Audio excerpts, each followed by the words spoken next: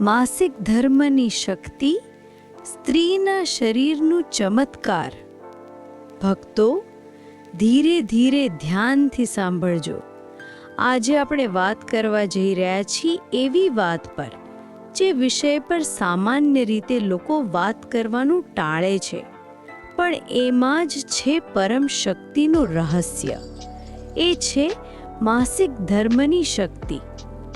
સ્ત્રી એક એવી દિવ્ય શક્તિ છે જેમાં છે સર્જન કરવાની તાકાત.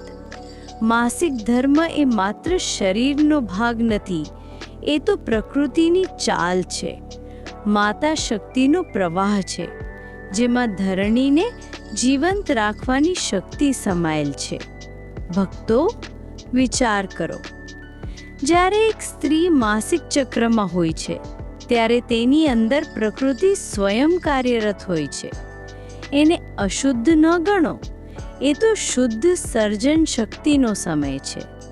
ભક્તો, લાઈક, શેર, સબસ્ક્રાઇબ, કોમેન્ટ કરજો. ભક્તો, ધાર્મિક ગ્રંથોમાં પણ લખ્યું છે કે સ્ત્રી એ સ્વયં શક્તિ સ્વરૂપા છે. જ્યારે એ માસિક ચક્રમાં હોય ત્યારે એ માતૃશક્તિ સાથે સીધો સંવાદ કરી રહી હોય છે. એનો અર્થ એ નથી કે પૂજા ન કરી શકાય, પરંતુ એ સમય ધ્યાન, આરામ અને આંતરિક જોડાણ માટે છે. એ સમય સ્ત્રીને પોતાની શક્તિ સમજવાનો સમય છે. શરીર શુદ્ધિકરણ કરે છે, મન શુદ્ધ થાય છે અને આત્મા વધુ પ્રકાશમાન બને છે. ભક્તો, લાઈક, શેર, સબસ્ક્રાઇબ, કોમેન્ટ કરજો. ભક્તો, માસિક ધર્મ એ ચંદ્રના ચક્ર જેવો છે. ચંદ્ર વધે છે, ઘટે છે, ફરી પૂરો બને છે. એ જ રીતે સ્ત્રીનો ચક્ર ચાલે છે. પ્રકૃતિ અને સ્ત્રી એકબીજાથી જોડાયેલા છે. તેથી કોઈ પણ સ્ત્રી એ સમયે નબળી નથી, એ તો ચંદ્ર સમાન શક્તિસભર સ્વરૂપા છે.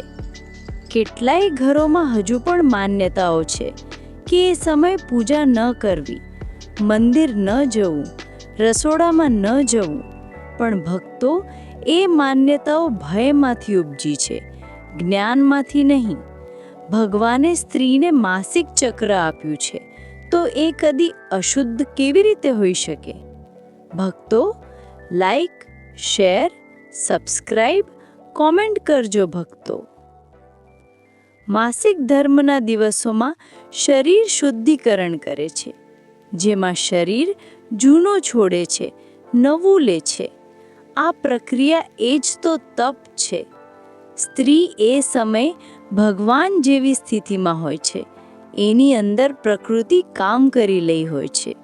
તેથી એ સમય પૂજા નહીં, પણ શાંતિ, ધ્યાન અને આરામની પૂજા છે. એ સમયે સ્ત્રી જો પોતાના આત્માને સાંભળે તો એ અંદરથી દિવ્ય પ્રકાશ અનુભવતી હોય છે.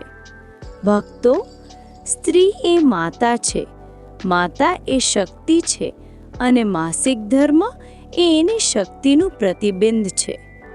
અને અશુદ્ધ ન ગણો, એ તો પવિત્ર છે. ભગવાને જ આપેલું આ સર્જન ચક્ર છે જે જીવનને આગળ ધપાવે છે. ભક્તો, લાઈક, શેર, સબસ્ક્રાઇબ, કોમેન્ટ કરજો. ભક્તો, ધ્યાનથી સાંભળજો. ભક્તો, જ્યારે સ્ત્રી એ દિવસોમાં શાંત રહે છે ત્યારે એના વિચારો વધુ ઊંડા બને છે. એને અંદરથી માર્ગદર્શન મળે છે. એ સમયે જો એ ભગવાનના નામનો જાપ કરે, એનો અર્થ છે કે એ ભગવતી શક્તિ સાથે એકરૂપ થઈ જાય છે. એની થાક નથી, એ આરામ છે. એને અશુદ્ધિ નથી, એ શુદ્ધિકરણ છે. આજના યુગમાં આવો જ્ઞાન ફરીથી આવશ્યક છે. દરેક ભાઈએ, દરેક પિતાએ, દરેક પુત્રએ આ સમજવું જોઈએ કે સ્ત્રીને એ દિવસોમાં માન આપવું જોઈએ, એને આરામ આપવો જોઈએ, એના પર હસી ન કરવી જોઈએ, પણ એને દિવ્ય માતૃરૂપ માનવું જોઈએ. ભક્તો, લાઈક, શેર, સબસ્ક્રાઇબ, કોમેન્ટ કરજો ભક્તો. ભક્તો, જ્યારે સ્ત્રી માસિક ધર્મમાં હોય છે ત્યારે એનું શરીર અને મન બંને એક નવું સર્જન કરે છે. એ સમય એના જીવનનો પ્રાર્થનાનો સમય છે.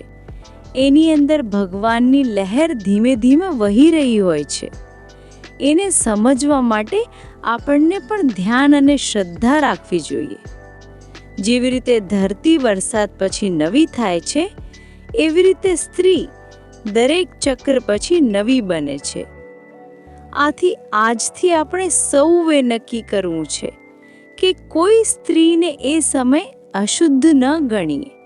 એને માન આપીએ, એના આરામની જરૂરિયાત સમજીએ અને એના સ્વરૂપને શક્તિ સ્વરૂપા દેવી તરીકે પૂજીએ. ભક્તો, આ જ સાચી માસિક ધર્મની શક્તિ છે જે શરીરને શુદ્ધ કરે છે, મનને ઊંડું બનાવે છે અને આત્માને પરમાત્મા સાથે જોડે છે.